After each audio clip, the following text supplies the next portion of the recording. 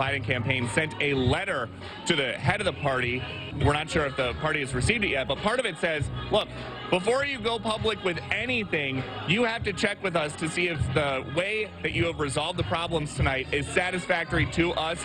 Senior Biden officials are now taking to social media to say that Iowa Democrats should be questioning the integrity of the results from this evening. The results, of course, that we don't know anything about. So that's what we're getting from the Biden campaign. That's Fox's Peter Ducey in Iowa. Several of the campaigns expressing their frustration. But even without official numbers, some of the candidates are claiming they've done well, including former South Bend, Indiana Mayor Pete Buttigieg. By all indications, we are going on to New Hampshire victorious.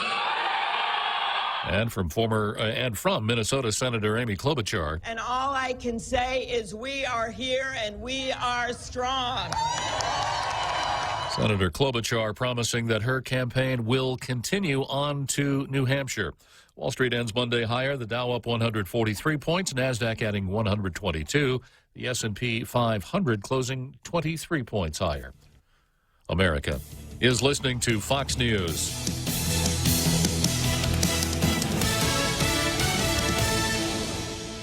What does love mean to you? Is it passion, romance, or the feeling you get when making someone happy? Is it loyalty and commitment, or being completely vulnerable? Is love the feeling they sing about in songs or make movies about? Or is it just being with that one person who makes you feel safe? This Valentine's Day, celebrate the many ways to love with an exquisite 3-course dining experience perfectly crafted by Mezcla Bistro. From start to finish, you'll enjoy every bite and every moment with the person you love. Mezcla, a true taste of love.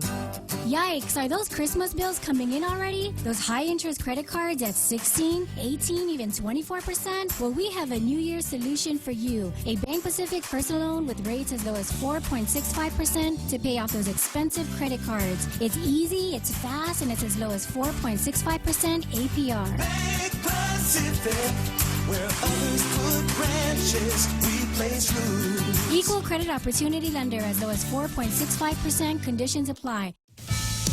Closing arguments heard Monday in the Senate impeachment trial. After closing arguments by House managers and President Trump's lawyers, lawmakers have been taking to the Senate floor. Monday evening, Republican Lisa Murkowski of Alaska said she can't vote to convict President Trump and accuses the House of a rushed investigation of the president's Ukraine dealings. And then she said, the Senate should be ashamed by the rank partisanship that has been on display here. Democrat Tom Udall of New Mexico also on the floor. The president's misdeeds and his wide circle of accomplices will go down as one of the ugliest episodes in American history. Senators are expected to continue with speeches until Wednesday's impeachment vote. In Washington, Jill Nato, Fox News. President Trump will offer his State of the Union address to a joint session of Congress on Tuesday night. An administration source says the president's theme will be relentless optimism. A startling revelation from conservative talk show host Rush Limbaugh,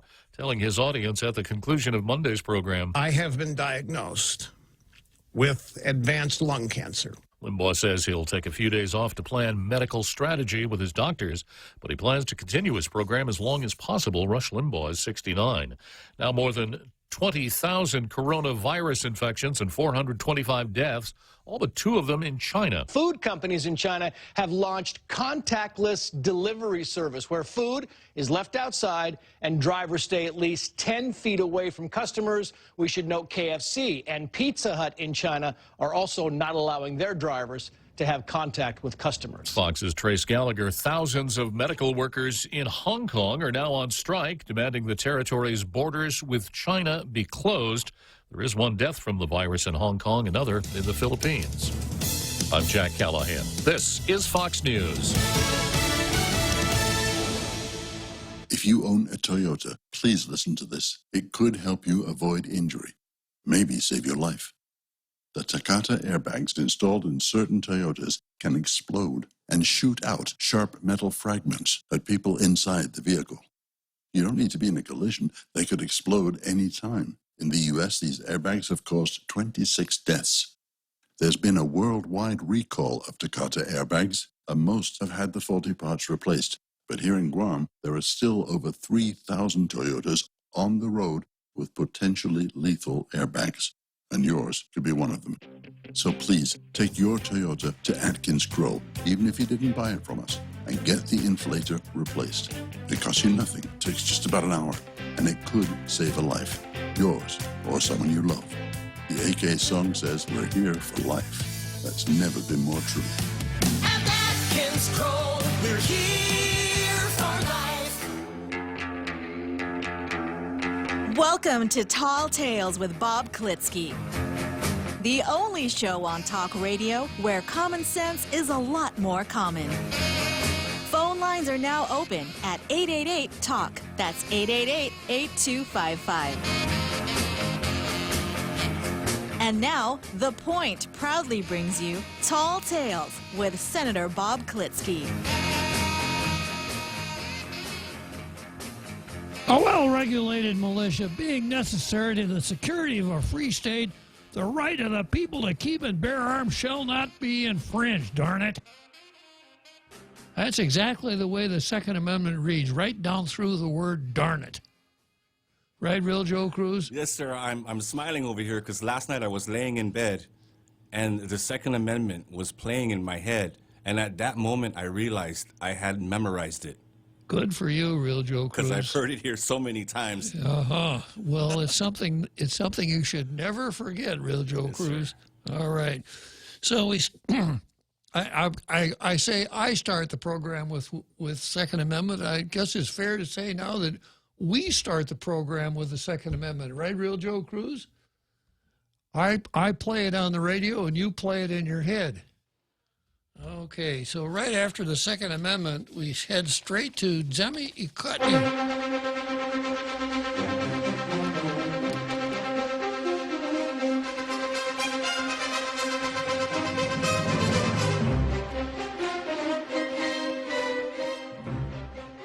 And of course, this is a place where I look at not the editorials, but what runs on the editorial pages of our two daily newspapers. See if I can find a local editorial, and even given my extreme powers of observation and examination, I'm almost always unable to find a local editorial in the editorial page of the Daily News. Today is no exception. So here's the Daily News today. It's a column by E.J. Dionne, Jr. that they got from, I think they get that from USA Today. I think he's a columnist for them. And it's called The Trump 51 in U.S. Democracy. The Republican-led Senate has sent a very clear message. President Donald Trump can get away with anything. Oh, this is so typical of these guys. And I'm just going to take a second here to explain what impeachment is all about. I suppose I would be wasting my time if there is a liberal out there in our international radio listening audience who knows that the reason that the framers put impeachment into the United States Constitution was to get rid of Donald Trump. They knew back in 1781 that he was coming along and they would need this. So here's the way it works. You know, we had a federal system when we started. We don't have a federal system anymore. We have, instead of a federal government, we have a national government. A national government in Washington, which has gathered enormous powers to itself, and it tries as much as possible to treat the states as administrative districts. So the entire Constitution, if you examine it, is a system of checks and balances and subsidiarity. A great word, subsidiarity. I think everybody knows what a subsidiary is, right? There would be a big company, perhaps General Motors, and maybe Chevrolet is a subsidiary of General Motors. Not a very good example, but you get the idea. A subsidiary is a smaller element of a larger element. So the Constitution is a system of subsidiarity. We started out with 13 colonies, 13 independent countries, actually, who gathered themselves together as a confederation and then later on turned that into a constitutional republic. And they ceded some of their authority to the federal government. But the idea of subsidiarity is that whatever the decision is, you bump it down to the lowest level that can handle it, and you let the people in those lower jurisdictions handle it. So that's why one of the reasons I take this position on cockfighting. The principle of subsidiarity ought to be that we can decide for ourselves right here on Guam what is and what is not cruelty to animals. That would be inconsistent with the idea of subsidiarity. So the Constitution is subsidiarity, division of powers. There are 3 different branches. Each branch is supreme within its own sphere, but not in the other 2. And checks and balances. Now, unfortunately, a lot of folks nowadays haven't had the opportunity to take apart that old alarm clock and look inside it like you did, right, Real Joe Cruz, when you were a kid? Yes, sir. Yeah, or take the back off your watch and look inside there, and you'd see this big black spring called the mainspring, and there would be a balance wheel attached to the mainspring, and it would swing back and forth. Huge oscillations from one direction to another. And that, that balance wheel then powered a lot of other smaller gears that turned that oscillating motion into a motion that moved only in one direction. And in order that the hands not move too fast, there were checks. And a check was something that would drop a lever into the teeth of each of the gears. So a gear could only advance one tooth at a time. That was a system of checks and balances. And no question that the framers were influenced by the mechanism of a clock when they designed the United States Constitution. So one of those checks was that a member of the judiciary, a judge, a Supreme Court justice, etc., or a member of the executive branch, an officer of the executive branch, even the president, could be impeached and removed from office. This was one of the checks that was built into the mechanism in the beginning. But it wasn't supposed to be easy. It wasn't supposed to be something we do a couple times every year.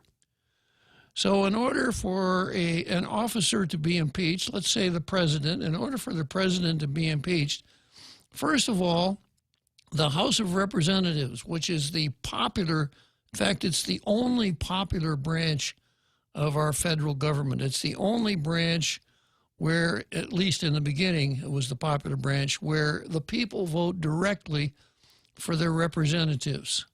And there's a representative for every district in each of the states, about one representative for about every 700,000 people. So that popular branch then has to bring articles of impeachment, which mean they are formally accuse a president of doing something. And the Constitution says that the president can be impeached on the basis of high crimes, treason, bribery, as you were, treason, bribery, or other high crimes and misdemeanors. In other words, if you read it and you pay attention to the plain language of the words, a bill of impeachment must contain the accusation that the president committed a crime. The fact that he's got a crappy personality or bad breath or really, really bad table manners doesn't do it. The fact that if members of his administration are subpoenaed to appear before the House in the impeachment proceedings and he challenges these subpoenas in court, which is what you do if you think that a subpoena is overbroad or not properly taken, it's not a crime. It's not treason. It's not bribery. It's not breach of the, it's not bribery. So if the House finds that, if the House alleges that the president has committed a crime and there's a factual basis for that, then the House sends the articles of impeachment to the Senate, where a trial is conducted. Now, in the case that we're dealing with now, the House never found that that the president had committed a crime. They started out with this silly thing. What did they call it? Obstruction of the House, obstruction of Congress. In other words, when they subpoenaed records or people to come before them, the Trump administration challenged the subpoenas and said, no, you can't do that. That's what presidents do. Presidents, the Supreme Court has decided that the president can make use of something called executive privilege. So, for example, if the Secretary of Defense whispers in the president's ear, Mr. President, I think that there's a good possibility that we may have to go to war with Paraguay,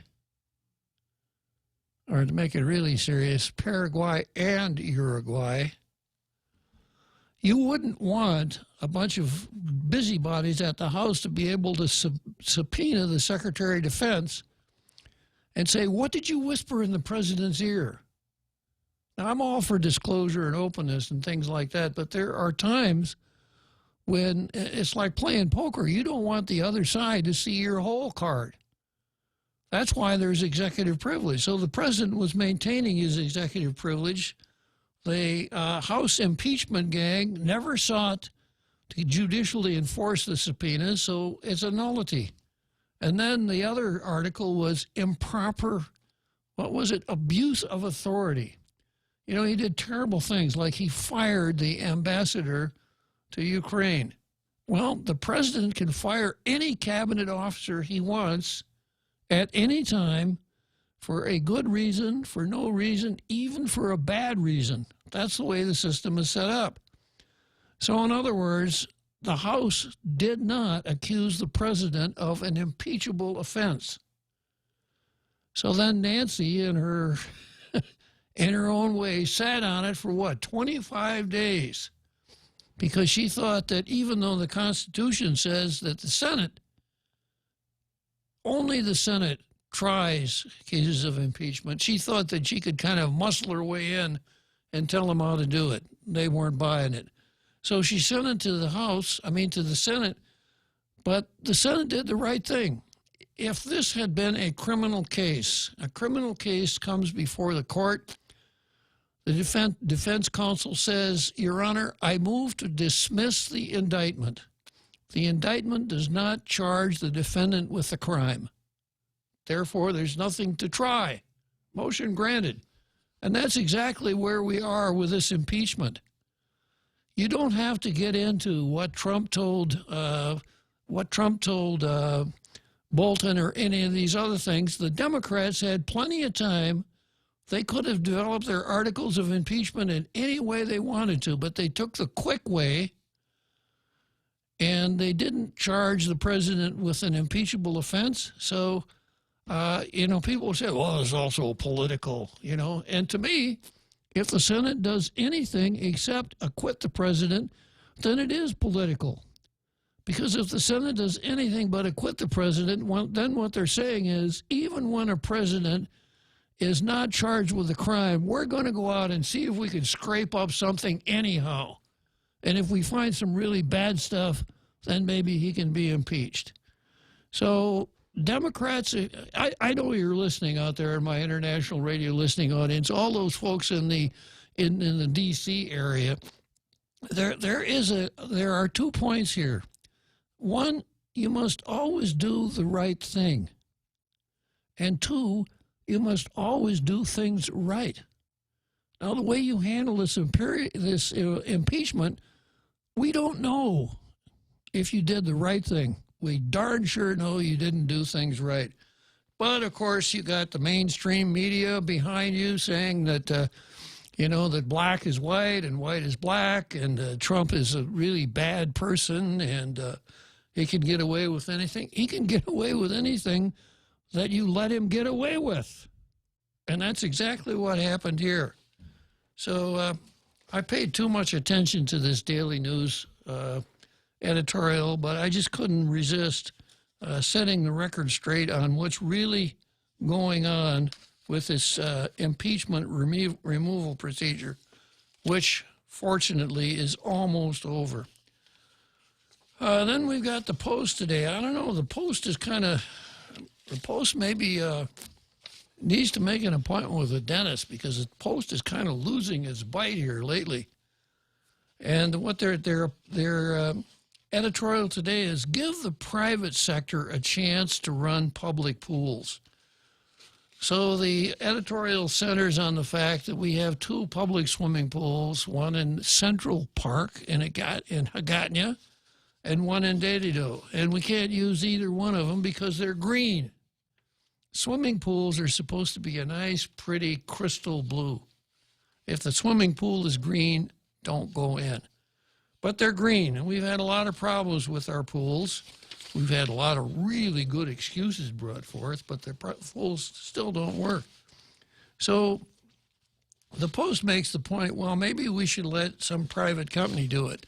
The Post could have used this as a springboard to say, let's get the government out of these kinds of non-governmental functions, and let's privatize those things. Let's enter into contracts with private companies to do the things that they can do better, faster, and cheaper than the government can. But instead, the Post takes the easy way around and says, well, you know, maybe we should let a private contractor do this. And the best part of the whole editorial is this. There's a quote from a certain Clayton Duvall. Now, we have a Pam Duvall that comes up here in our Facebook posts frequently. I wonder perhaps there's a relationship between Clayton Duvall and Pam Duvall. But anyhow, Clayton Duvall makes the job of the talk show host much easier, because Clayton Duvall, who has managed and maintained pools for over 40 years in the private sector, commented recently that the Hagatna pool before it closed, quote, was looking pretty green, which tells me they didn't have enough chlorine. If there are no chemicals to treat the pool due to lack of resources, then back to the green. And then Duvall goes on and he says, if it wasn't for the swim teams needing the facility for practice and public use, better to let it stay green and throw tilapia in and turn it into a fish farm. Very good, Clayton Duvall. That's the kind of stuff that I like to see in an editorial.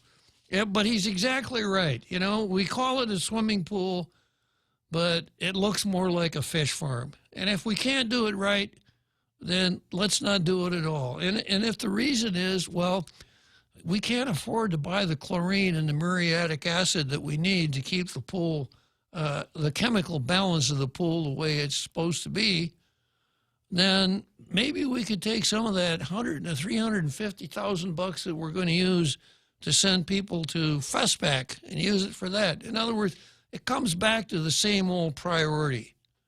We're doing nice to haves, and we don't have enough money to take care of stuff that we really should take care of. That is, if we really should be in the swimming pool business. It would be very interesting to have someone with a sharp pencil sit down and figure out how it would work if we leased both of those pools to a private company and let the private company charge people to come in and use the pools. Now, this guy who sits over here in the lazy boy, the smart money, the guy who knows everything, why should we have to pay to use a public pool? That don't make no sense. Well, it doesn't. But right now, you don't have to pay to use the public pool. You just can't use it at all. So which would be better? To have a company that really knows how to manage pools, to come in, take it over, buy the chemicals, do whatever needs to be done, and charge, something like for children 50 cents, for adults $1, for really large adults $2. something like that. Wouldn't that make a whole lot more sense? We used to charge for the pool back in the days when I used to use it. I don't know if we still charge or not. Do you know, Real Joe Cruz? I don't know if they still charge, but I remember paying when I was going to it at one time. Yeah. So that's the kind of solutions that we need to problems around here. Or else, let's put the no swimming sign up on a really strong pole, since we won't be removing it, and throw a bunch of tilapia in the pool, and maybe we can raise enough tilapia to supplement the school lunch program. No blue stars today, folks. Sorry. Okay, and then somebody posted, Senate acquits Trump, no impeachable crime found. I guess that's the latest breaking news on the matter. Antonio. Yeah, Prudencio Mano. Well, take a look at your screen. Do I look surprised? No. Actually, there are two ways to look at the impeachment proceedings. First way is through the lens of real politics, right? And if you look at it through that lens, an impeachable offense is anything that a majority of the members of the House of Representatives say. They could make jaywalking an impeachable offense if they so desired. And an impeachable offense sufficient for removal of the president is anything that 2/3 of the senators say it is. So the House impeaches for jaywalking, sends it to the senator, and 67 senators say, yep, he did it. And House managers proved it up. He jaywalked right across Pennsylvania Avenue. Remove him from office. That's one way to look at it. And then, of course, there's no court that reviews the impeachment proceedings. It's final. When the Senate rules, it's over. The other way to look at it is to say, you know, there are rules and there are laws, and we should be in a situation where we obey, meaning all of the people, obey the law, even if there isn't a cop watching over us with a whip in his hand, ready to whip us as soon as we jaywalk. So if you look at it that way, then this impeachment thing couldn't have ended up any other way. There was no grounds for impeachment. The Senate takes it and said, there's no grounds for impeachment. Acquit. That's it. Okay, somebody else says, can the U.S. Congress make cockfighting legal on Guam? How does Article 4, Section 3, Clause 2 play into the ban? Well, the way it plays into the ban, and this, of course, is Jesse Limtiaco, is very easy. In order for the U.S. Congress to ban cockfighting in any one of the states, it would have to have some sort of constitutional nexus. And the constitutional nexus for most of what the Congress wants to do is Article 1, Section 8. Article 1, Section 8 says that the Congress shall have the power to regulate commerce with foreign nations and among the several states and with the Indian tribes. So saying that there shall be no cockfighting in the state of Arizona does not come within the Congress power. So the Congress could not outlaw cockfighting in Arizona.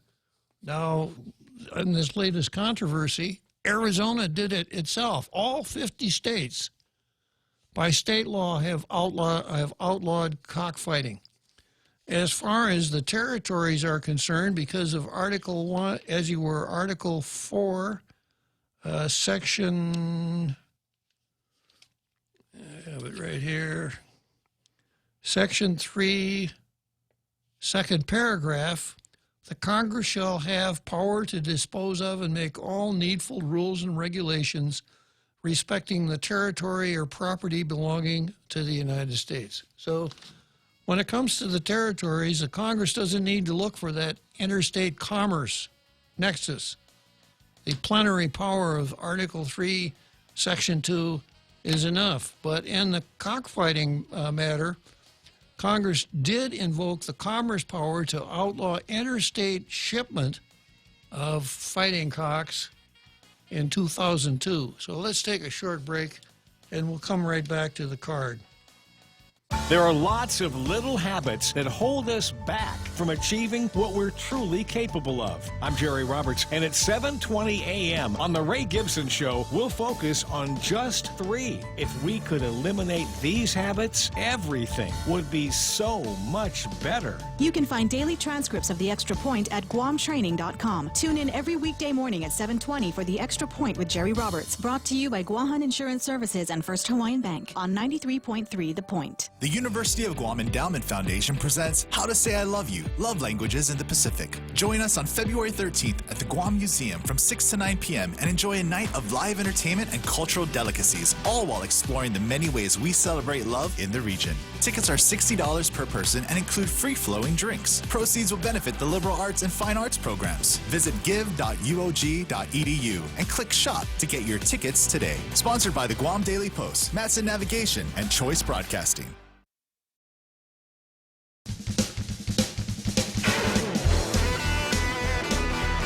And now, back to Tall Tales with Bob Klitzkie, the one radio show politicians don't want you to listen to. Call now, 888-TALK. That's 888-8255. So that's the answer to your question, Jesse Limtiaco. Congress could make cockfighting legal on Guam if it's so desired, in the face of the fact that 50 of the states have already, on the basis of state law, outlawed cockfighting. It's interesting that you brought that question up, because I have something on the card today about cockfighting. Cockfighting is kind of like Lou and the war claims. It just doesn't go away. It just stays in the newspaper. Choice Broadcasting. Legal on Guam if it's so desired. Oh, I forgot to turn my volume off here, Real Joe Cruz. There's 2 Bobs in there. Yeah, I'm pulling a Jimmy here. Yeah. Okay, so next we go to UNPO. During the most recent session, the legislature will take up the issue of Bill 255, which supports Guam's application to join the Unrepresented Nations and Peoples Organization. Last year, I wrote a column and also testified in favor of this move. This is a column by Michael Bavacqua. Today, I wanted to continue to discuss the importance of engaging in this type of advocacy. There has been some minor chatter on social media this week about joining the UNPO would be a waste of time and wrong to pursue, since most people on Guam don't want any status change. How about most people on Guam don't want any UNPO? First of all, it sounds like some kind of dog food, doesn't it? Feed your dog UNPO. Is he crabby? Has he lost his appetite? Does he bark a lot? Feed him UNPO. UNPO would be a waste of time and wrong to pursue, since most people on Guam don't want any status change. I would argue against both points, Michael Bavacqua says. First, to the idea that a majority of the people on Guam don't want any status change. This simply isn't true. Oh, okay, I got it. Just about every study or survey on the topic conducted by professionals, amateurs, and scholars makes this point. Most people want some status change. The majority desire an improvement in Guam's political position. Now, this is, once again, a clever use of words. Important sounding words, no meaning here. They may be divided about what they would prefer, and studies also show that people feel they aren't informed enough to state a preference. But this doesn't change the fact that a majority of the people want something more than to be just a territory. Second, the idea that joining an international group that helps to lobby on behalf of those who are unrepresented is a waste of time and boggles my mind. Guam is a territory of the U.S. This means we have no formal, substantive representation at any level within the U.S. federal democracy. Well, You know, when I see stuff like this, I mark it, the U.S. federal democracy. Please, Michael Bavacqua, describe the U.S. federal democracy for us.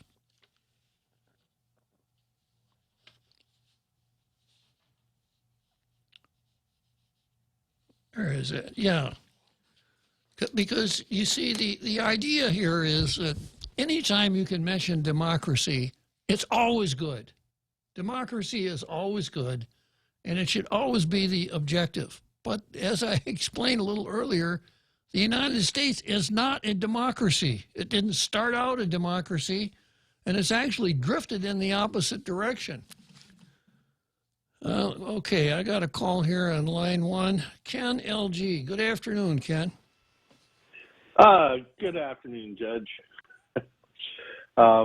I just got finished watching the vote on 255 to free America, free Guam from America, basically.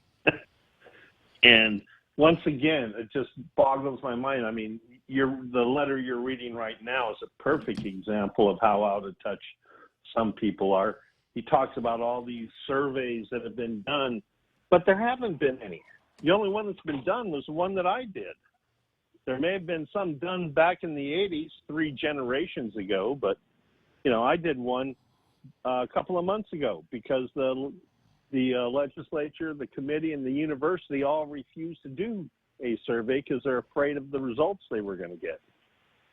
It would eliminate their trips, eliminate high-paying jobs, and now it's going to eliminate their trips to Belgium if they had done a vote.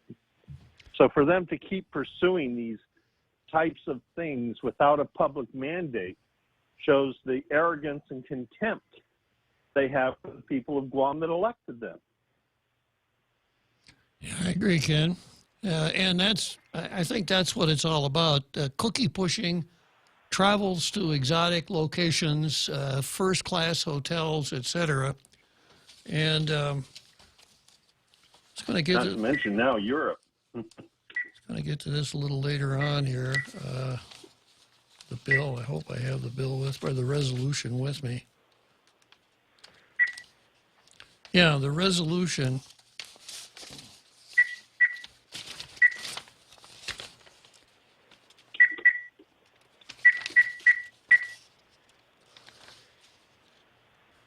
The resolution says,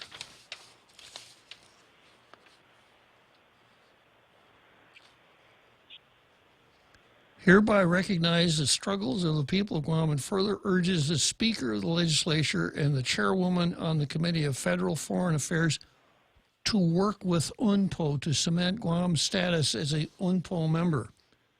So we have a legislature saying that there's this organization, UNPO, and the Speaker of the Legislature and the Chairman of one of the committees are supposed to be the ones dealing with this organization. Now, as a general principle, when a political entity deals with an organization or another political entity, it's the executive that does it, not the Speaker of the Legislature. Yeah. And of course, it's the federal government, Department of State, not the... And if you think about it, of course, it has to be the Speaker here, because who is going to travel to The Hague to do this cementing? Tina Rose Munya Barnes, the stonemason of the legislature. So, and also the committee chairperson. I think that's probably Kelly Marsh. I'm not sure. I hope so. She'll do a good job of representing us. Yeah, but the whole point is, you know, this is almost... It would be like me deciding, you know what I need to do? I need to sell all the senators' houses. You know, I don't need their permission. I'll just go ahead and sell their houses. That's what they're doing here. They have no mandate to put Guam in the same organization as the Moro rebels and the Iranian Kurds and, you know, all the other members of the 44 fringe groups out there that are trying to overthrow established governments. But of course, the idea here is to, once again, the term gaslight is very useful here. I don't know if you're familiar with that term, Ken, gaslight. No, I'm not. I'm a senior citizen. I don't do those kinds of things. To gaslight means to try to convince someone that the things that he knows really aren't true, to destroy his confidence in himself, because the things that he thought he knew really weren't true after all. And it comes from a movie by the same name, Gaslight. And a key part of the plot was this husband was trying to drive his wife nuts. This is back in the days when houses were lit by gas lights. So the husband would go up in the attic of the house and do something that caused the lights to dim downstairs. And when he came back, his wife would say, "Strange thing happened. The gas lights dimmed." Husband, "No, the gas lights didn't dim. Everything's fine. Are you okay?" And he kept doing these things like that. And that's this whole gang here, this whole separatist movement. The United States is a horrible country. And this idea that you were taught in school that the United States Constitution is a great document, you got to get that out of your head. And the fact that you have a pretty good life here living under the American flag, no. You've got to be more realistic here, because you've been fed a line that you must get over. And that's what this UNPO thing is, exactly, in so many words.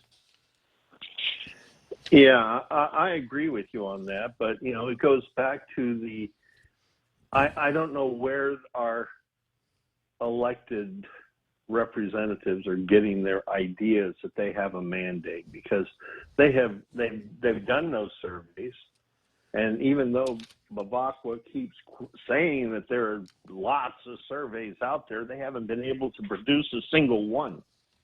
I've asked for them, and they keep, this whole thing coming up today when they're trying to find a way to spend that $300,000. I was trying to get them to do a survey, but they wanted to throw a party at the Dusatani and bring everybody in. It keeps running counter to representing the people of Guam. If they were going to represent the people of Guam on this issue, then they should do the work to find out if this is an issue that the people of Guam want their work on. I mean, look at all the what if the problems we have facing. what if the people get the wrong answer? Well, obviously the senators are going to straighten us out. Yeah, I mean, I suspect that that's one of the reasons that we took a bunch of votes back in the 70s and 80s, closer relationship with the United States and all those different things. They all came out about the same. Nobody wants to separate from the United States. And I'll say that with emphasis. Nobody wants to. Nobody wants to do that, except these folks out here in the lunatic fringe. But you pose the rhetorical question. You don't know where they get this idea that going with UNPO, et cetera, is something, that should be done. I have the answer to that question, Ken. I'm looking at a paper that shows that a certain Michael Bavacqua went to work for Senator Kelly Marsh. Kelly Marsh Titano. Yeah. For the sum of $23.08 per hour. And that comes out to a little over $48,000 a year. He is to be the senior communications director and advisor on cultural and military affairs. In other words, putting two together, I think he's going to be or has probably been, the idea man here. So no more Professor Michael Bavacqua, and I'm going to boast a little bit here. I brought that up on my crystal ball a couple of weeks ago, didn't I, Real Joe Cruz? You did, sir. How accurate is my crystal ball? 99.9, sir. Thank you very much.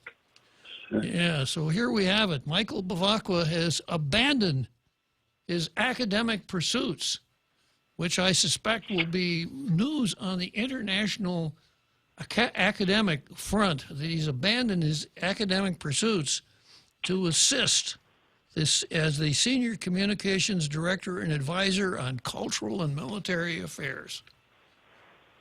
I don't know when we should start the celebration. Well, this is exactly what I was talking about, why they don't want to do the verification, why they don't want to do a survey. Even when they had the money to do the survey, they didn't want to do the survey. Because if they did, then politically well-connected insiders all over the administration, like starting with the head of the Committee on, they changed the name from Committee on Decolonization to Committee on Political Status now, So, there's $100,000 a year job that goes by the wayside. Then all these trips to UN and now to Belgium, now that they've passed this resolution. And it just boggles my mind that it's a resolution, They give resolutions for people who've had 18 months of continuous employment, but they're going to hide behind this fig leaf of a resolution that doesn't need to be signed by the governor and doesn't get reviewed by Congress as a way of imposing their will over our will. And they forget that little phrase in the Declaration of Independence that says, consent of the governed. I don't know anyone who has consented to having our legislature establish political ties with rebel groups, 44 fringe rebel groups around the world. Well, a lot of times, Ken, what we have here is a case of mind over matter. They don't mind, and we don't matter. I couldn't have said that better myself. That's exactly the attitude we've been seeing in the 35th legislature, which just basically magnifies the attitudes of the administration. I mean, the administration is pushing this as hard as the legislature is. Yeah, well, we're going to keep swinging away at it, Ken. Yeah, we will. We got an election coming up, and I'm going to make sure that everybody knows which of the incumbents are public servants and which ones are political flunkies. Oh. We don't need flunkies anymore. We can't afford them. You're right, Ken. Well, thanks for calling and sharing your views on this. Thank you. Talk to you later. Okay. Judge. So I was left off with Bavacqua's column. Guam is a territory of the U.S. This means we have no formal substantive representation at any level within the U.S. federal democracy. Now, we have a representative republic, remember? Remember that, Michael Bavacqua? And remember, we do have a non-voting delegate to the House of Representatives. And remember that under the Democrat leadership of the House, our representatives can vote. So I don't know, you want to go back and rewrite this, or would that take too much of the spin out of it? Bavacqua goes on to say, as a territory, we struggle with the fact that regardless of how patriotic or included within the American Union the people of Guam may feel on any given day, this has no bearing on how we are treated by the U.S. government. Now, here's another myth that I want to kind of deflate a little bit. And I've done this before. If you've ever been to Washington, D.C., get a map that shows you the location of all government offices. And I'll tell you what you won't find in Washington. You will not find a building on the mall in D.C., with the classic Greek columns out in front, a 3-story building, Greek columns, white marble architecture, etc., with a sign emblazoned over the front door that says, "Screw Guam Commission." Okay, I'm going to come back here and talk about screwing Guam here right after this short break. Everyone has a busy schedule these days, and sometimes we forget to schedule our routine dental checkup and cleaning. Don't neglect your dental health. Schedule one today with Dr. Robert Yang and his Smile Team, conveniently located at the East West Business Center on Marine Drive, Upper Tumon. Call us today at 647-8702 or 3. Again, that's 647-8702 or 647-8703. We make smiles happen. Tall Tales with Bob Klitzkie is brought to you by Bank Pacific. Banking on the Pacific for 65 years.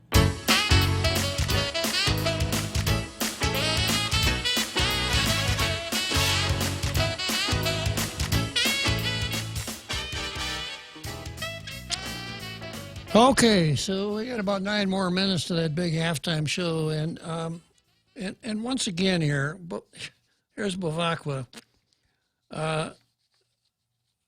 As a territory, we struggle with the fact that regardless of how patriotic or included within the American Union the people of Guam may feel on any given day, this has no bearing on how we are treated by the U.S. government. Okay, you start out with a proposition that there's no building in government in Washington, D.C. called the Let's Screw Guam Bureau. There aren't 25 bureaucrats in there pounding away on word processors with a secretary and an assisting secretary and all the trappings. So when things happened here that we don't agree with, it's not because there is a part of the, quote, U.S. government that has as its mission the screwing of Guam. If you study the United States government, it's so vast and so complicated that even if a group of people in the government decided they wanted to, they wouldn't be able to pull enough levers and push enough buttons to screw Guam. Now, if you want to talk about what the Congress did, that makes a certain amount of sense. Congress passes laws. Congress passed a law here that said there should be no cockfighting in the island of Guam. If you want to say that, I can understand that. But to say the U.S. government, it reminds me of columns that appear in the Daily News about every 3 months from a guy named George Stocchio, who lives somewhere in Maryland and hasn't lived on the island for, 40 years or something like that. But he's an island expert. And he always winds up his calling by saying the U.S. government should stop jerking Guam around. Well, that sounds really nice, and I suppose as a stump speech in certain quarters, it would work pretty well, but it just doesn't make any sense. The U.S. government functions through a Congress and a president, as we all know, and too much of a Supreme Court. So when Bavakwa says that, talks about how we're treated by the U.S. government, there are some people in the United States government that I probably would say treat Guam pretty well. You know, the Organic Act assigns the Department of Interior kind of the godfather role for Guam. So if anybody's supposed to be looking out for us in D.C., it's the Secretary of the Interior. It kind of reminds me of Terry Malloy and Charlie in the back seat of the taxi. Hey, Interior, you're supposed to look out for me. I could have been somebody. I could have had class. I could have been a contender. Right, real Joe Cruz? I could have been a contender. I could have been a contender. Yeah. So that's kind of the relationship between the Department of Interior and the island of Guam. So we kind of get what we make for ourselves. And if we are very good advocates, we have a chance of prevailing. If we sit around and whine all the time, chances are we're not going to get very far. And if we engage in heavy-duty gaslighting here, like Bavakwa, it's probably not going to take us very far either. Okay, after his indictment of the U.S. government, Bavakwa says the problem with our present status is that we aren't represented. Our voices aren't included and aren't considered.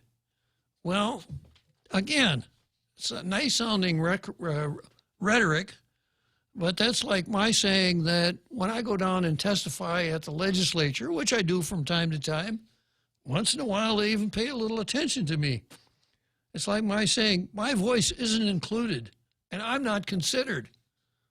If you advocate your position, then there's a chance that a very large impersonal government might pay attention to you. If you don't, no. Guam does benefit in some ways from being attached to the U.S., but being attached and dragged along by the U.S. ship, or if your voice isn't included in the discussion, then the answer shouldn't be to stay quiet.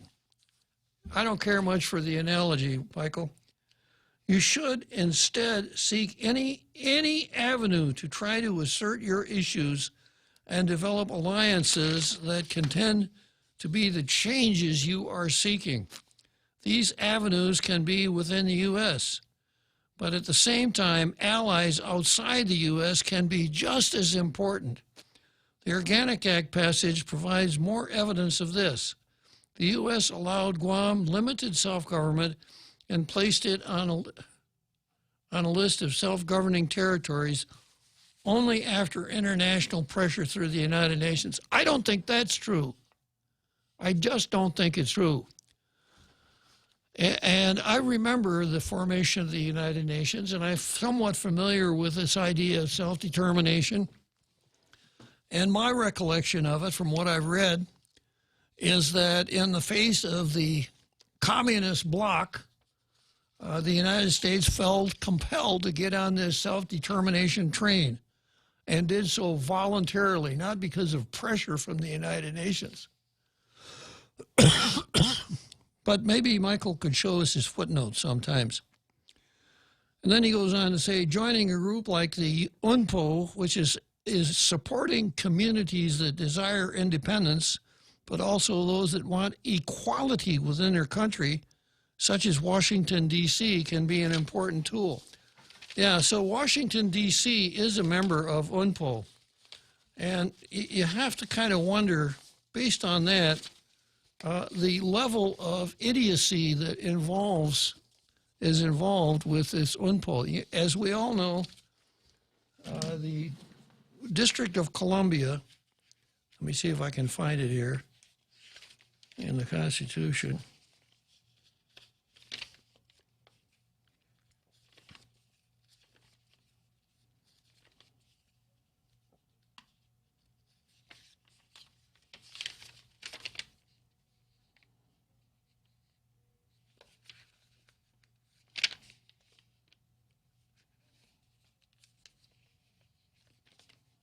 Probably not going to be able to find it.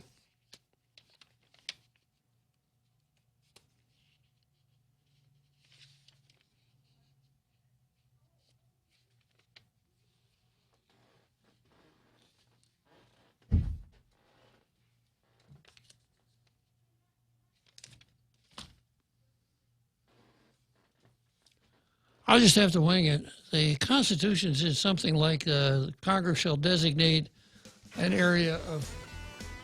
Okay, well, we'll go break for the halftime show, and then I'll find it in the Constitution here.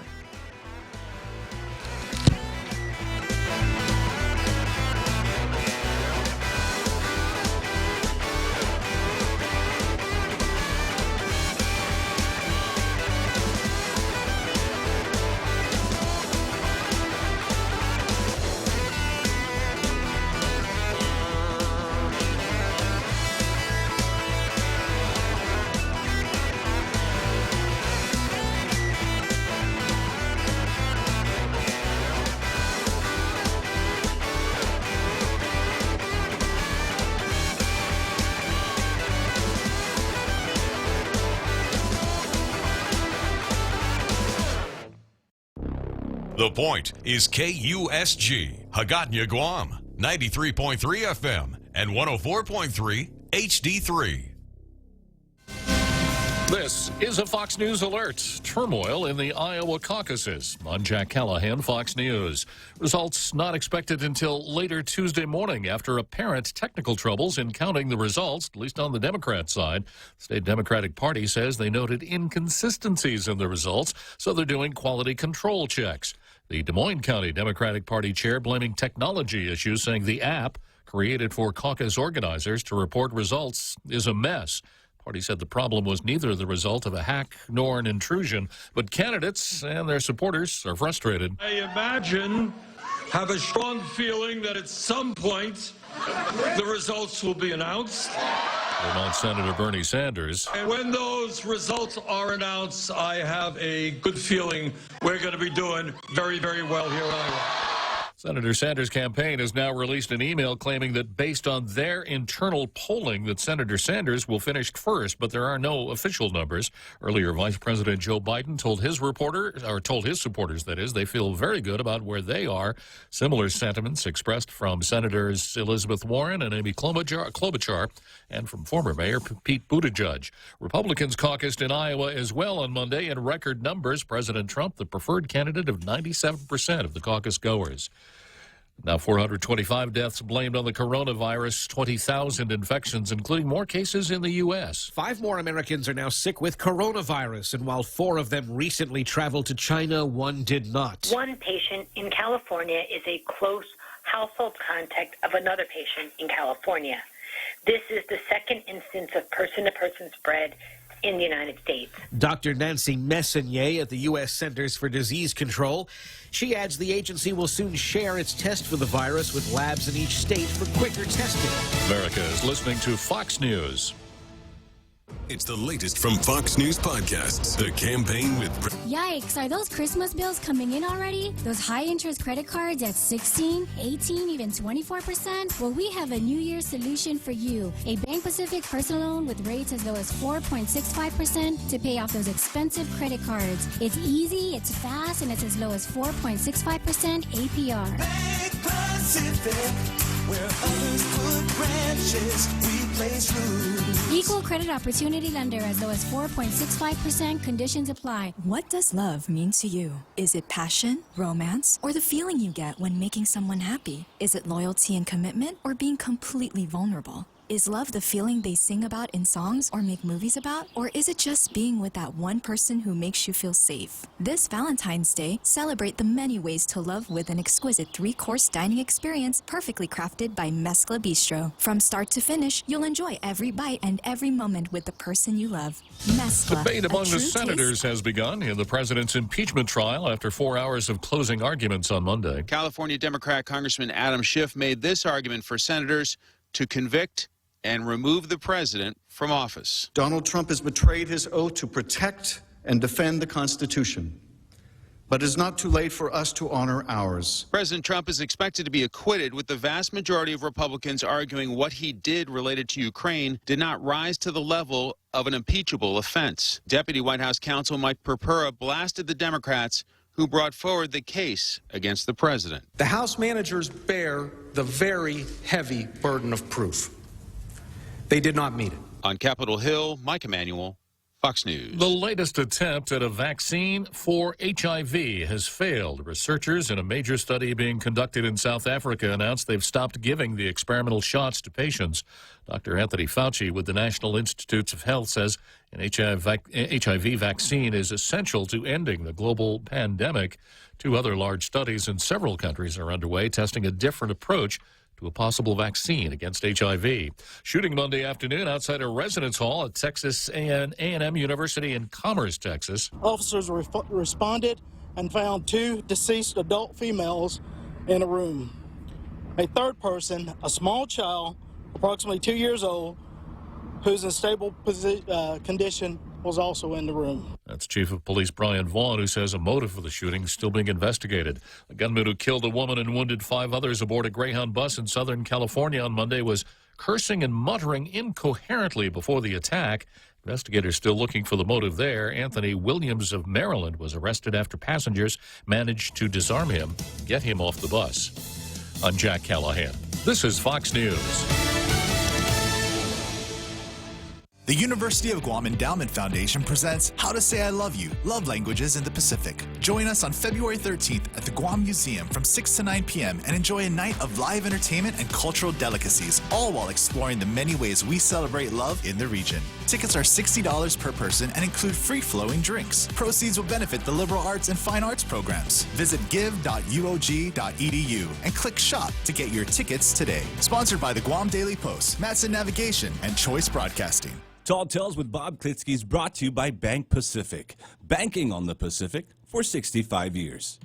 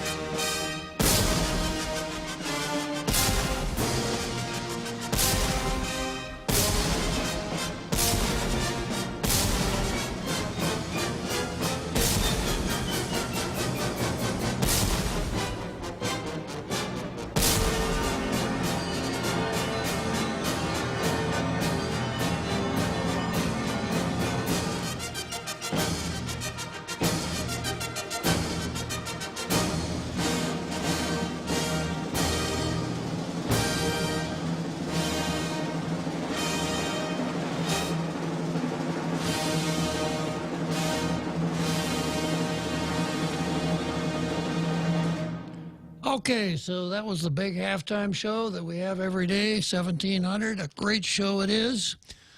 We are now in the second half of Tall Tales, meaning I've got a little less than an hour to go to finish up another exciting, enlightening, interesting episode of Tall Tales. And before the break, I was looking in the Constitution for that part of the Constitution that talks about the District of Columbia. As Jesse wants us to know that the District of Columbia is a member of this UNPO group. Here's what the Constitution says about the District of Columbia. Congress shall have the power to exercise exclusive legislation in all cases whatsoever over such district not exceeding 10 miles square as may by cession of particular states and the acceptance of Congress be the seat of the government of the United States, and to exercise all authority, as you were like authority, over all purchases purchased by the Congress or the legislature of the state in which, etc. So in other words, in the beginning of the country, two states, Maryland and Virginia, said, yeah, you can take parts of our states and you can turn them into the zone where the national capital will be located.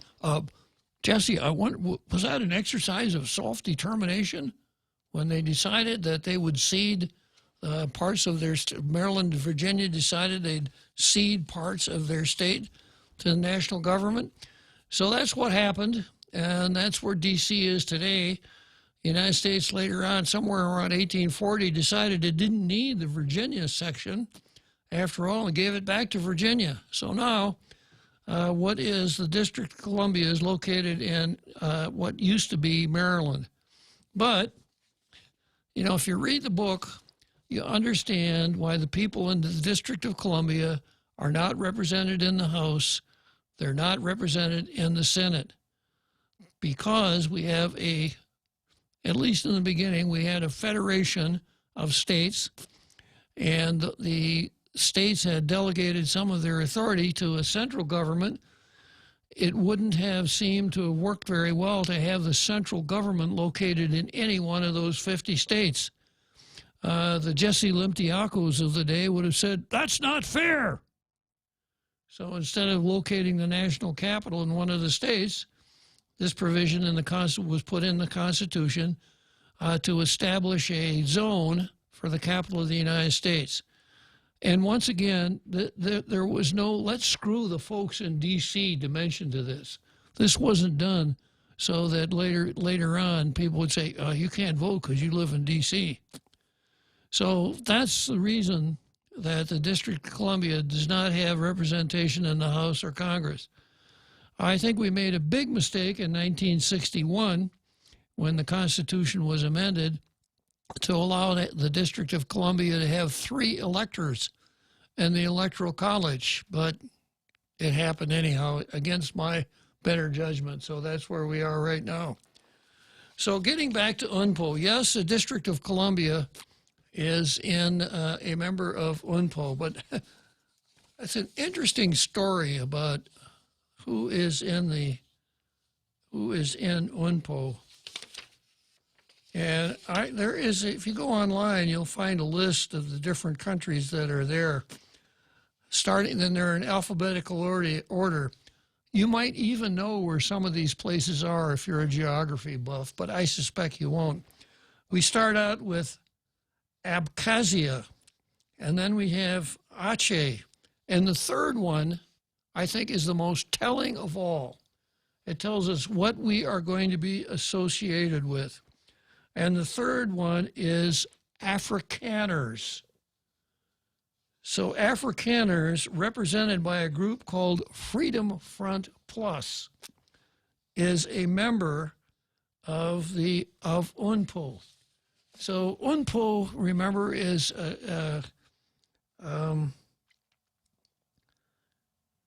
let's see, it's involved in representing the unrepresented. So that would be the Afrikaners in South Africa, represented by a group called Freedom Plus, and we want to associate ourselves with the Afrikaners. So I suspect that nobody out there in our international radio listening audience has as good a handle on South African history as I do, so I'll give you a little bit of chapter and verse. The Afrikaners started out as a group of Dutch immigrants to what had been called South Africa. They made their settlements in South Africa. They were primarily farmers and ranchers. The British decided they wanted to take over South Africa. There was a hardly fought war right around the turn of the last century called the Boer War, where the Brits beat the Afrikaners and the Afrikaners moved into the bush. And finally, a company called the Union of South Africa was formed.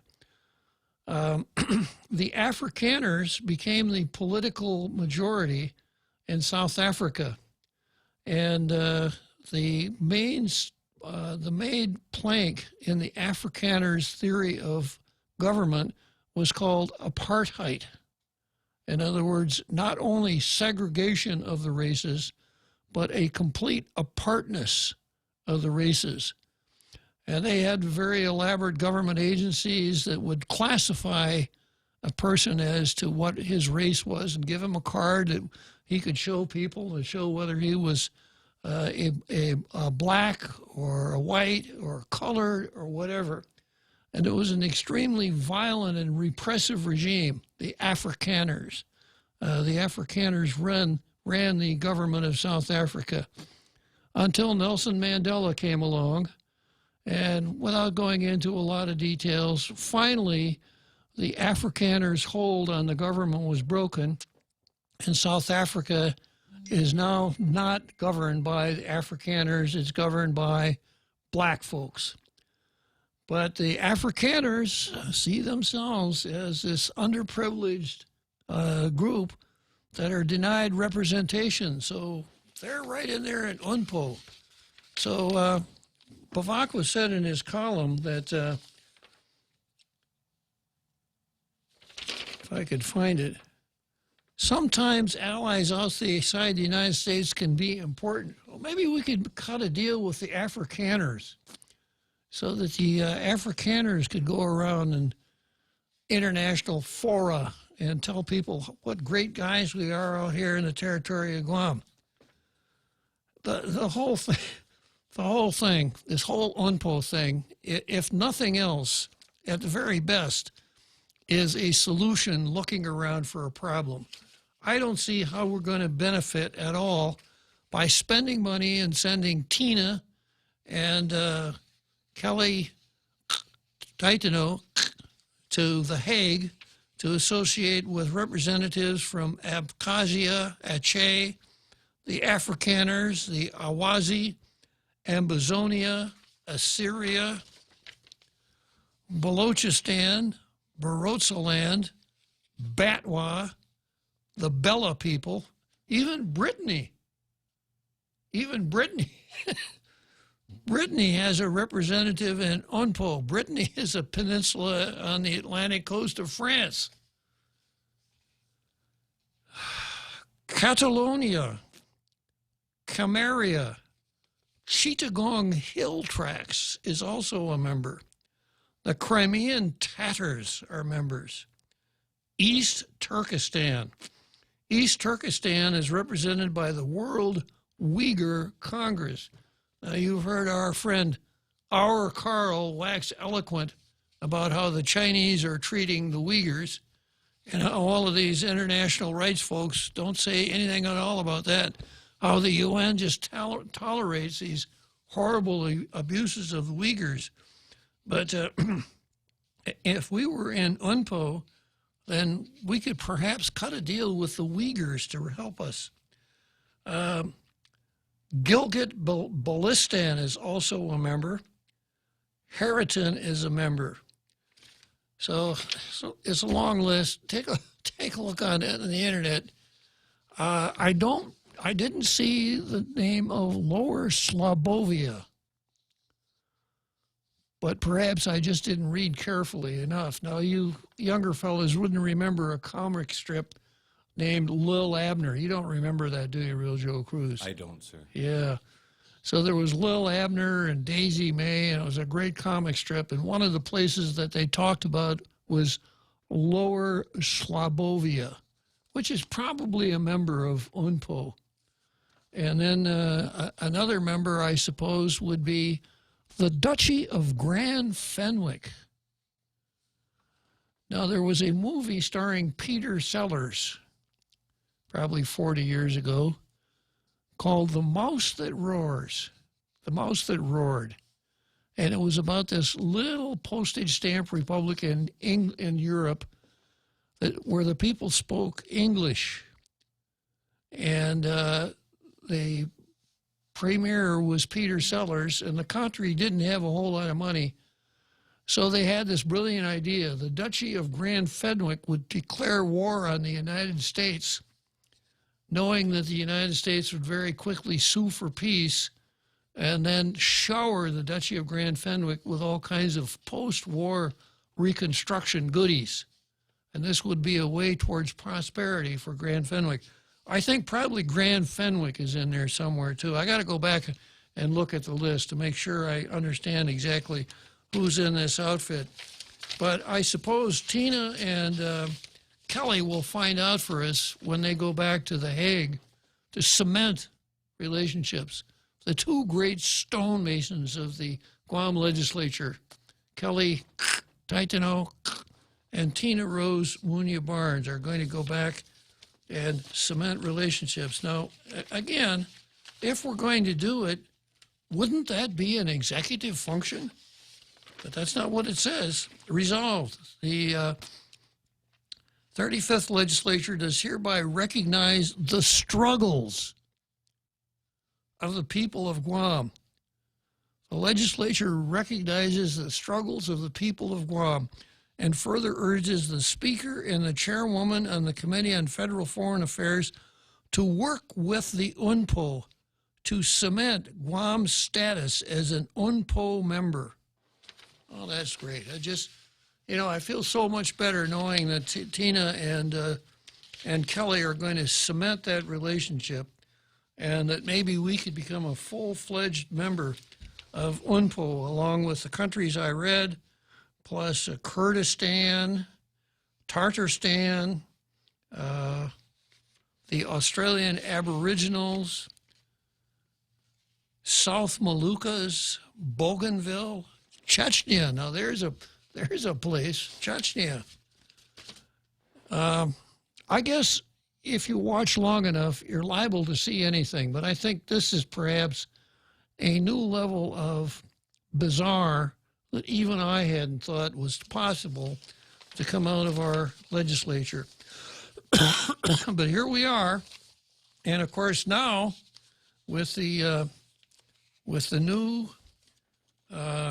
staffer, as you were the senior direct communications director and advisor on cultural and military affairs named Michael Ivakwa, I expect we could see a lot of really interesting things coming from Kelly Marsh, Titano, as though we haven't already seen plenty.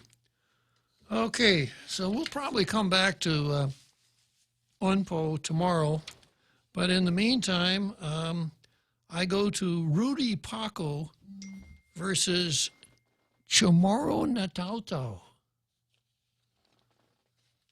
And this deals with a Super Bowl ad. The Animal Wellness Foundation and Animal Wellness Action today funded a 30-second television advertisement that aired locally during the Super Bowl broadcast on Guam. The ad features two Guamanians of Chamorro descent. Couldn't they have just said two Chamorros? Yeah. Two Guamanians of Chamorro descent, right? Two Californians of Chamorro descent. Two Kentuckians of, no. You gotta be very precise here. The ad features two Guamanians of Chamorro descent who describe cockfighting as, quote, about gambling and not about our culture, and ending the medieval practice of having animals fight and die for our amusement. That's a quote also.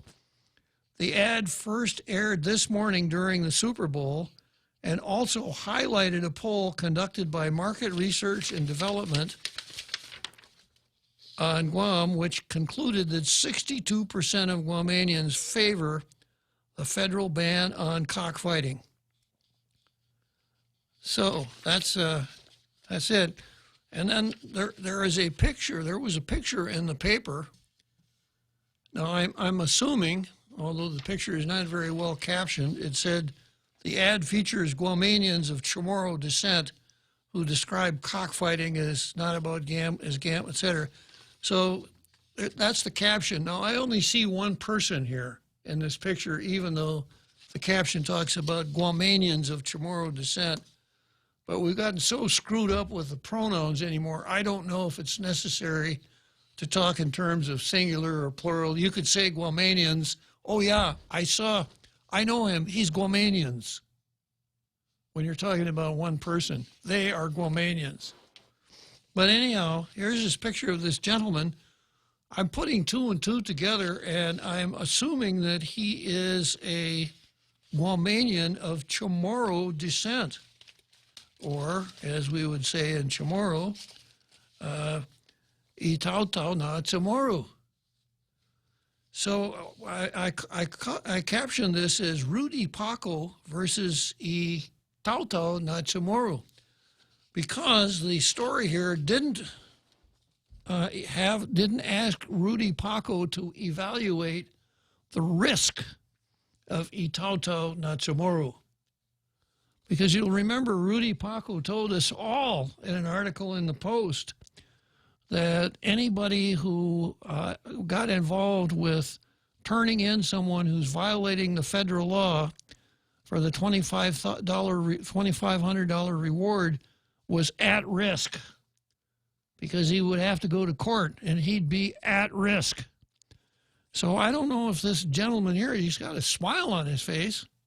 I don't know if he is now at risk because he is identified with people who don't like cockfighting.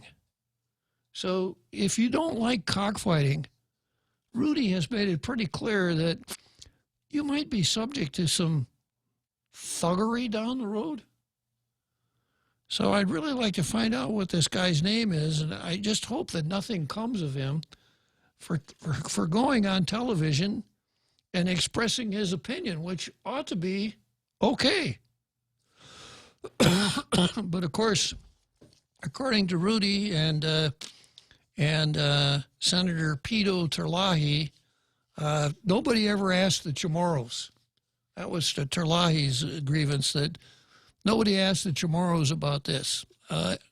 He didn't go on to say nobody asked the Filipinos or the Howleys or the Chinese or whatever. That's enough for pedo. Okay, so next item on the card is Mayor Josephine Bloss versus Lou Leon Guerrero, I hope.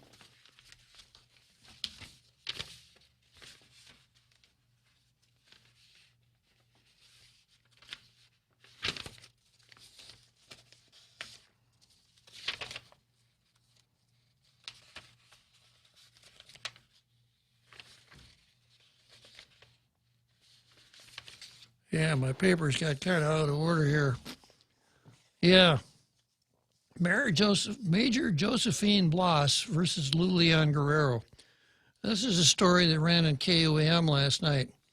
Adjutant General Esther Aggie is under investigation as the National Guard Bureau looks into complaints filed against her by soldiers under her command.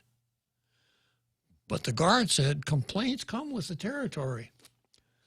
National Guard spokesperson, Major Joe Bloss, she's the one that told us that innocent until proven guilty is in our Constitution. If you remember that, when she was protecting or extending the GovGuam job protection plan to 2 soldiers who had been indicted for child molestation. National Guard spokesman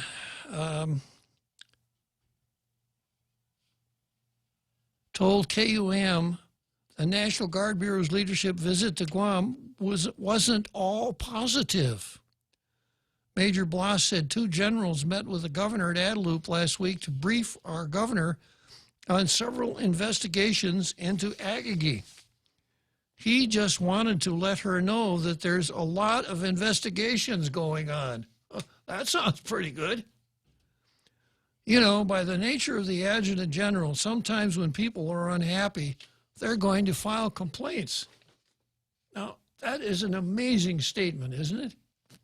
Sometimes when people are unhappy, they're going to file complaints. Did you know that, Real Joe Cruz? I think it's possible, sir. Yeah, it's definitely possible. Yeah, that if people are unhappy, they might file complaints. How about if they were happy? Would they file complaints? I believe so, sir. Even they will file them even if they're happy, huh? Yeah. Okay. Well, I gotta think about this. This is okay. He just wanted to let her know there's a lot of investigations going on. Guard Bureau head General Joseph Lengyel and the Guard Bureau's top lawyer, General Chris Rofano, were on the island briefly last week with Major Bloss saying complaints about Aggie were sent stateside. Because she's the Adjutant General, it has to go up to the National Guard Bureau. So they're looking into it, Bloss said. In any state, especially when it's their Adjutant General, it's going to go up to the National Guard Bureau, and General Rofano, the JAG, he's going to be one looking into it and reporting to General Lengyel.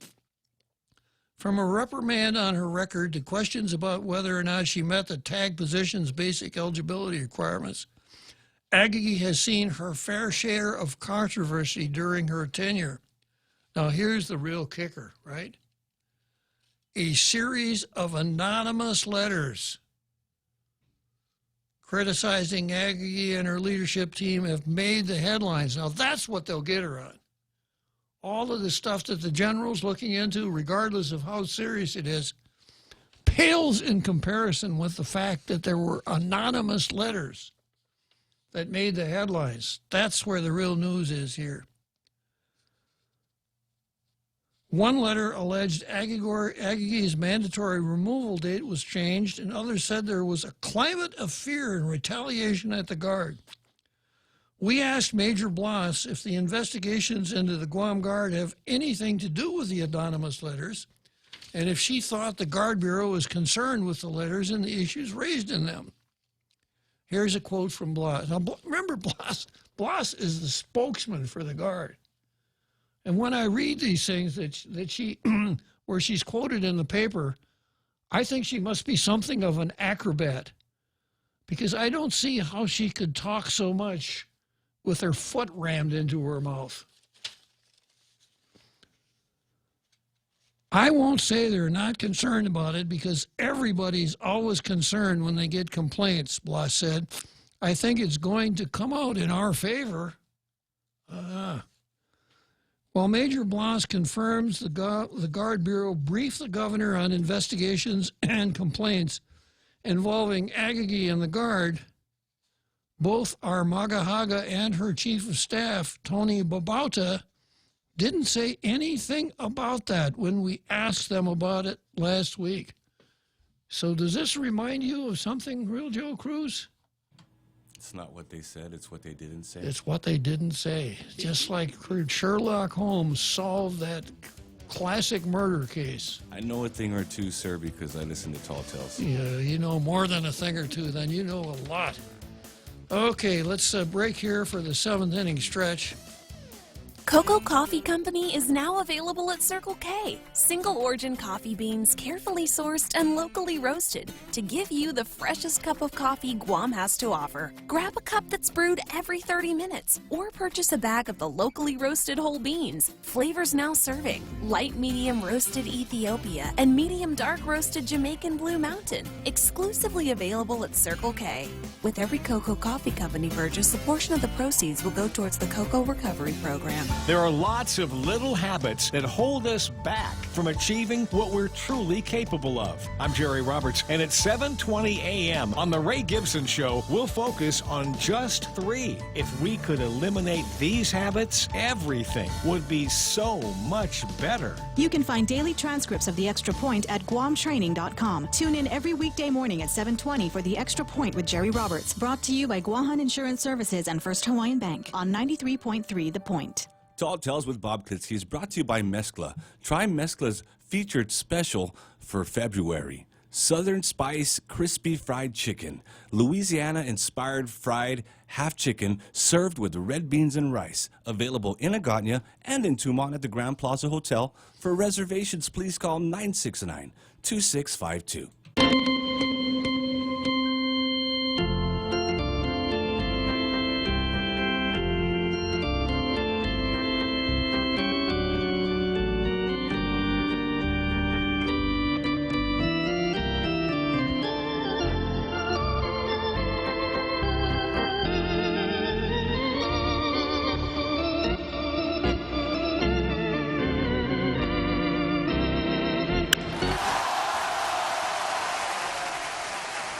Wrigley Field, Chicago, Illinois, center field bleachers. And while I'm poking around out here, guess who I just ran into? Dr. Watson and Sherlock Holmes.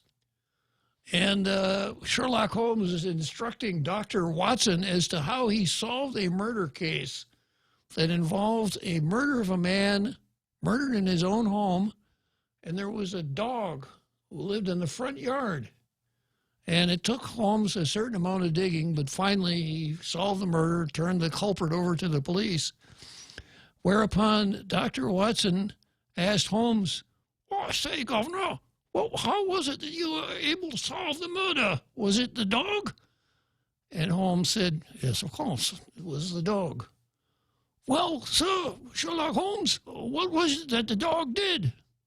"My dear Watson, it's not what the dog did. It's what the dog didn't do."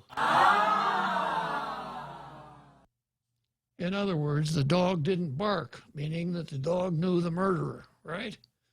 Yes, sir. So from time to time, the real Joe Cruz plays Dr. Watson to my Sherlock Holmes.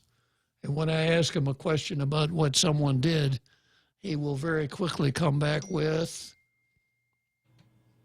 Elementary? It's not. It's not what he said. It's what he didn't say. And that's the case. And that's the case here of Lulu and Tony. While Major Blas confirms the Guard Bureau briefed the governor on investigations and complaints involving Aggie and the Guard, both our governor and her chief of staff, Tony Babauta, didn't say anything about that when we asked them last week. Quote, "I'm not aware that anything like that was discussed between the governor and the general," Babauta said. "It actually went very well. He was very positive about our National Guard," the governor told KUAM News. So I'm going to take my headset off for a minute and do my impersonation of Tony Babauta in the room when the governor and the general are talking. For all you folks out there in our international radio listening audience, I'm sitting here looking into the camera with my ears stuck, as it were, my fingers stuck in my ears, as Tony Babauta said that he didn't hear it. So maybe it's time that Tony Babauta started to shop for a hearing aid or something like that. He didn't say anything at all about it. Now, could it be? Well, I don't know. I wasn't there. All I have is what I have here, the remarks of Joe Bloss, the spokesman for the Guard, who said that the governor did tell the general, as or the general did tell the governor and Tony Babauta about the complaints against General Agagi, and Tony Babauta did neither of them said anything about that when they were asked. So I have this mental image. The reporter for KUAM says, was the general out here to investigate the matters involving the complaints concerning Esther Agagi? Did he say anything about those complaints? And Esther, as you were the governor, and Tony Babauta are sitting there like two cigar store Indians, not saying boo. If you're listening, Rashida Tlaib, not saying boo. And then later on, Lou said, as you were Babauta said, I'm not aware that anything like that was discussed. And then the governor says it actually went very well. He was very positive. So could it be that they thought that the general would, in a very gentlemanly way, not drop the dime on them? So if they didn't say anything about it, it wouldn't appear in print? Could that be? Well, that's not what happened. That really works hard on your credibility there, Tony Babauta. And it really impeaches your credibility, Governor Lulian Guerrero, when a major in the National Guard comes along and outs you as to what happened during that meeting.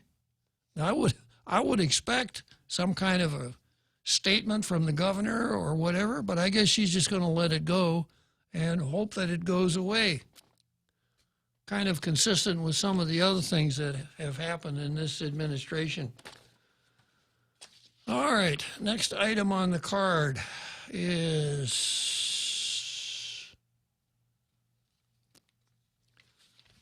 Pito versus Talina Nelson. And this is a story from the Daily News. Senators fail to override the governor's veto of the mayoral vacancy bill. So, starting at the beginning here, Talina Nelson introduced a bill that would have caused a referendum to be conducted so that the people of Jonia could vote whether or not they wanted to recall Jesse Bloss. When that bill got to the floor, we heard a spirited defense of Jesse Bloss by Senator Pito Terlahi. And when it was all over, Senator Pito Terlahi had amended the bill, completely changed it, so that instead of a recall bill, it became a bill to temporarily fill the position of a mayor who happened to be in the pokey. I mean, you need legislation like that because, you know, a legislature that thinks ahead should cover those eventualities. He probably won't be the first mayor that will not be able to do his duties because he's in jail. So we need to really think about these things. So that bill passed.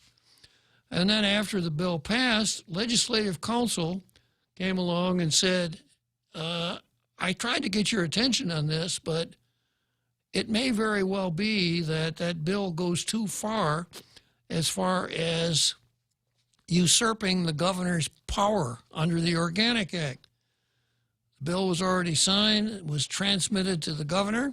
the governor very quickly the next day said, this bill impinges on my authority as governor. I'm vetoing it. Now, nobody, neither the governor's lawyer nor the legislature's lawyer, said this bill violates the Organic Act, although the stories get twisted around that way.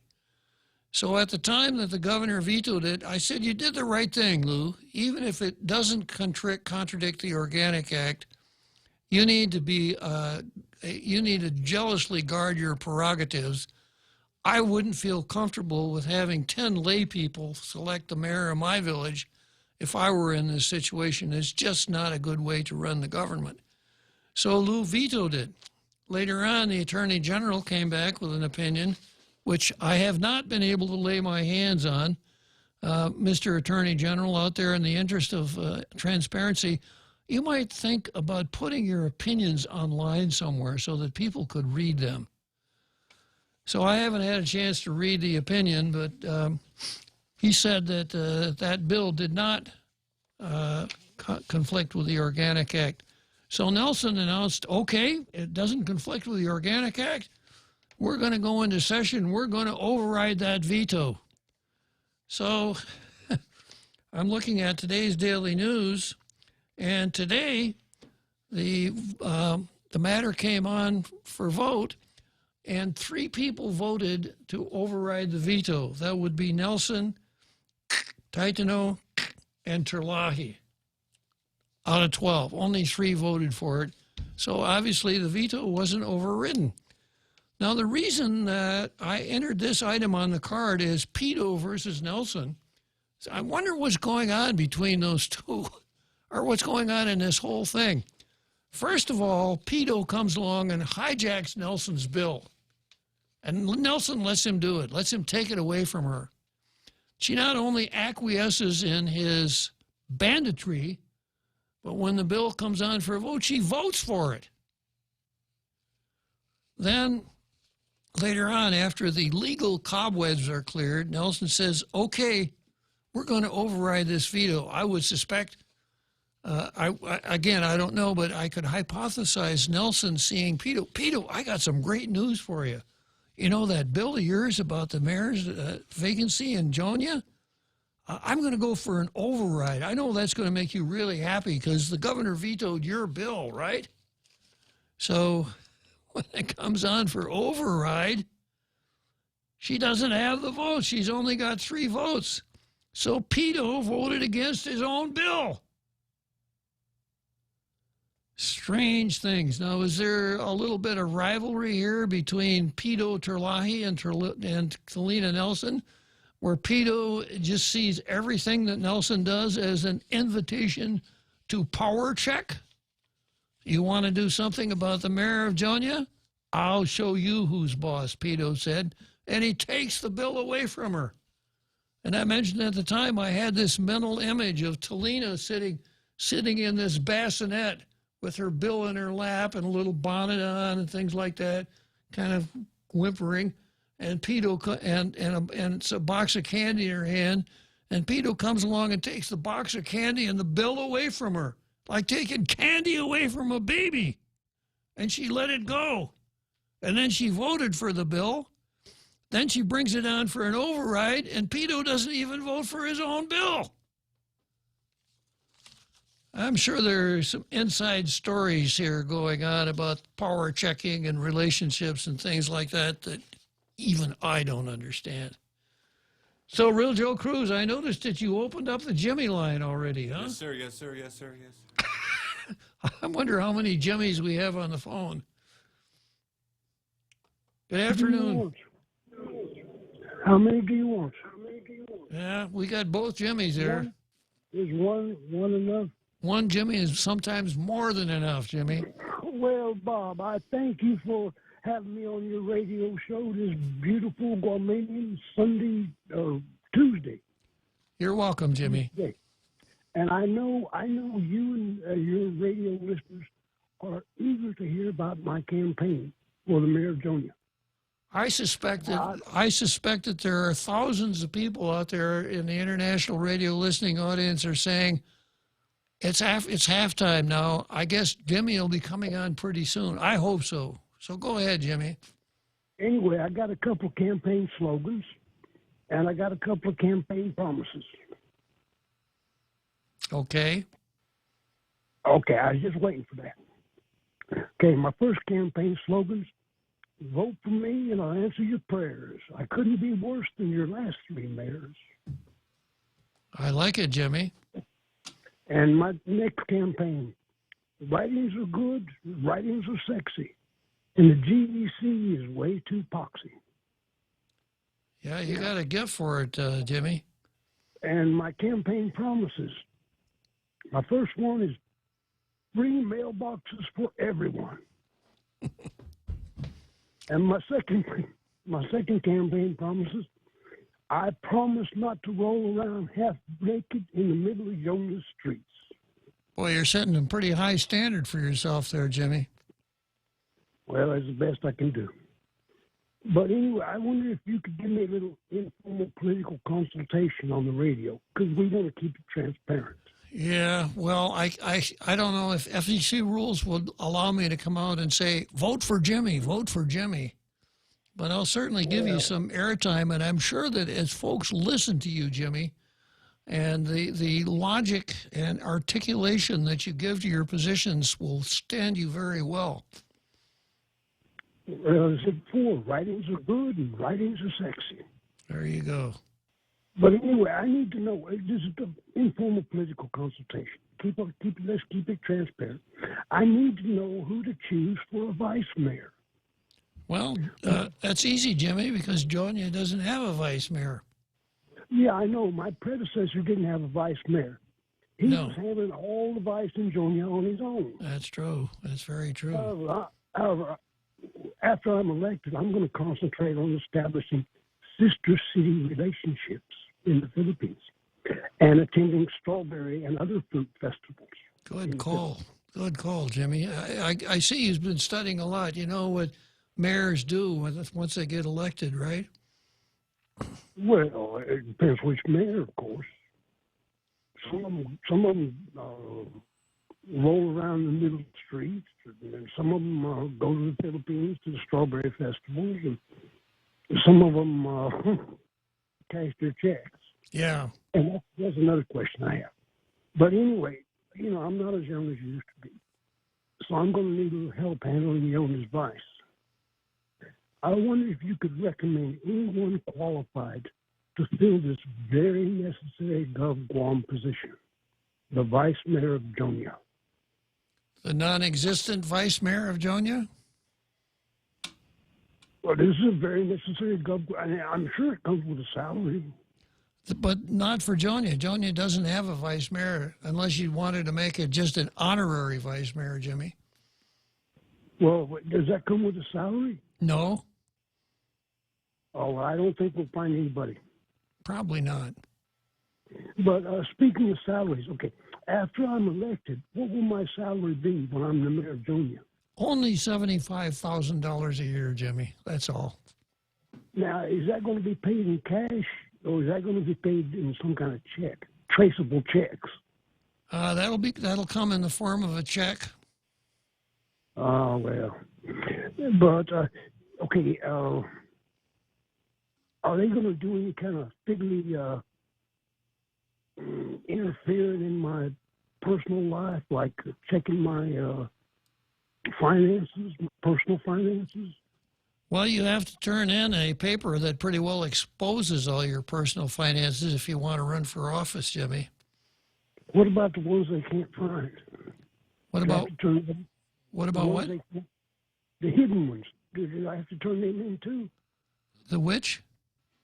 The hidden ones. No, you don't have to turn in the hidden ones, no. Oh, okay. Well, that's a relief. But anyway, I'm still waiting. I think Jonia needs a vice mayor because I think there's a lot of vice there, and somebody got to take care of it. And I just can't do it. I'm too busy going to Strawberry Festival, setting up sister relationships. I can see you really understand good government, Jimmy. Well, otherwise I wouldn't be running. Don't remember, writings are good and writings are sexy. And GEC is way too poxy. Well, Jimmy, once again, I wish you the best of luck with your campaign, and I'm certainly really grateful that you kicked off your campaign right here on Tall Tales, so thank you very much. That's our Jimmy. If you've ever struggled for breath, you know what a scary experience it is. Whether you have asthma, emphysema, COPD, lung cancer, or another respiratory illness, the right medical treatment makes all the difference. GRMC's Pulmonology Clinic has the latest technology and respiratory equipment, staffed by world-class pulmonologists. Make an appointment today with GRMC's Pulmonology Clinic and start breathing easier. GRMC, where patients are partners. Tall Tales with Bob Klitzkie is brought to you by Bank Pacific. Banking on the Pacific for 65 years.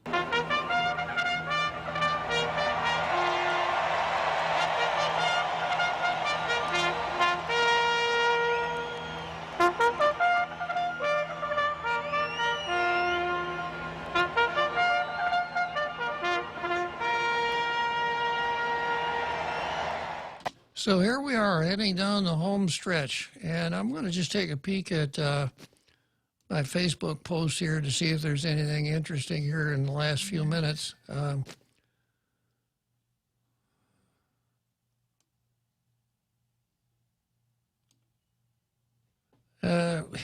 Jesse Lemtiako's got an interesting one here. He's having a chat with Ishmael, and Ishmael says he's been to 68 countries, and he said that they're all better. People are all better off than, we're better off than all the folks living in those places. And Jesse said, so it's better to remain a colony, unincorporated territory, because we are somehow better off here on Guam. I surely doubt that those 68 countries have 2 large military bases that take up nearly 1/3 of their land. As though this makes some kind of a point. What is the point there, Jesse? You're going over my head. Okay, I got a call here. Our Jack. Do we have to take ownership of Jack? I figured we might as well. All right, but there aren't that many. At one time we had Carl, we had the Carl, former governor, and then we had our Carl. We don't have that many Jacks nowadays, right? Lucky us, right? Good afternoon, Jack. Good afternoon there, Bob. How you doing? Doing great. By golly, I would be Jimmy's running mate, but unfortunately I couldn't find Jonia on the map. Even if you have a U and a crane in front of it, so I wouldn't be able to find it. No disrespect, Jack, but Jimmy's got really high standards. He does. I wouldn't be able to reach him, even with a rocket ship. But anyways, I caught. Yeah, the mayor of Jonia, I guess, pleaded guilty. So, can you imagine, Bob, if leaving Camacho and they tried this on the local level? Can you imagine that before the ink dried on the acquittal papers, the people over the legislature would already have one of the post office named after Mayor Bloss there? Can you imagine that? The mayor Jesse Cluster Mailbox Complex. But anyways, justice rolls, but justice rolls. And I wanted to ask you a question. I heard you earlier discussing about the impeachment process. Mm-hmm. The phrase trial by ambush, is that applicable? Well, I think it's what the Democrats wanted to do when they got to the Senate. Yeah, they there's an expression in cards called Mauer. So if you have a hand that you could bet large on, but you don't, for strategic reasons, that's called mauering. And I have to think that the Democrats thought they could mauer at the impeachment stage, not come out with all of their big stuff, and then wait until the Senate trial started, and then bring the real heavy-duty stuff out. But the Senate was smarter than they are. Yeah, so that would be an example of trial by ambush, right? It would. Okay, I just wanted to see if that was applicable. So, yeah, well, I'm just hoping that we move forward on this, move past the impeachment, and we should start the election soon. I think President Trump's gonna walk away with a landslide on this one. I hope so. But yeah, back to our legislature in current. I gotta tip my hat to you, Bob. I mean, you and a handful of former senators would take some time, even when they were out of office, to go down to a public hearing. I ask you, how many out of former senators now have ever gone down, or even past governors have ever gone down to a public hearing on their dime? I mean, you, probably Uncle Ted. I think Uncle Carl went down there a few times. Maybe BJ when he was out of office. Well, not holding office though. I mean, on their own dime. All right. Not holding some sort of government office or some sort of directorship or whatever. I mean, on their own dime as a private citizen, gone down. And I've been hard on Chris Duenas, and I'm sorry for that, but it's my belief. If you broke it, you fix it. So the Republicans, the local Republicans here, broke the GRT. They need to fix it. And that includes all those former administrative people that praised the tax increase, and left us in the dust.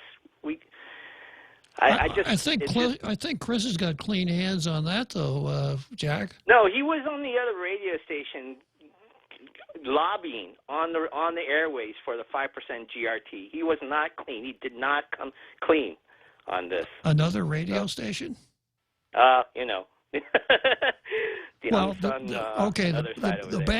bad news is this. Chris was on another radio station lobbying for the tax increase. The good news is probably nobody listens to the other radio station.